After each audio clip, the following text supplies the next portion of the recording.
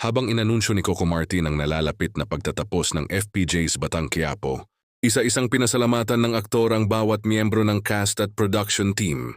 Yun sa mga nakapanood at crew, personal niyang kinausap ang bawat isa upang iparating ang kanyang pasasalamat. Sa dedikasyon at effort na inilaan nila sa serye, maraming cast ang napaluha ng marinig ang balita dahil sa matagal na nilang pinagsamahan si Coco at ang buong team. Ngunit ramdam rin ang saya at pride sa naging tagumpay ng kanilang proyekto. Binigyan niya kami ng pagkakataong maramdaman na bahagi kami ng pamilya, hindi lang basta cast, sabi ng isang aktor. Bilang tanda ng pasasalamat, pinuri ni Coco ang bawat isa sa kanilang kontribusyon. Mula sa mga pangunahing karakter hanggang sa supporting cast at mga crew na nasa likod ng kamera. Aniya, hindi magiging matagumpay ang serye kung wala ang bawat isa sa kanila. Sa nalalabing 3 linggo bago ang finale, tiniyak ni Coco na magiging pasabog ang bawat eksena at patuloy niyang hihikayatin ng cast upang ibuhos ang kanilang pinakamainit na performance.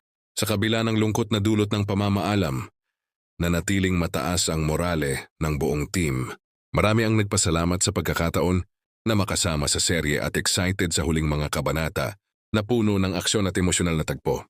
Sa huli, pinatibay ni Coco na ang kanilang pinagsamahan ay hindi nagtatapos sa series, kundi sa isang alaala at pundasyon ng magandang samahan sa industriya at pasasalamat sa mga manonood na naging bahagi ng kanilang tagumpay.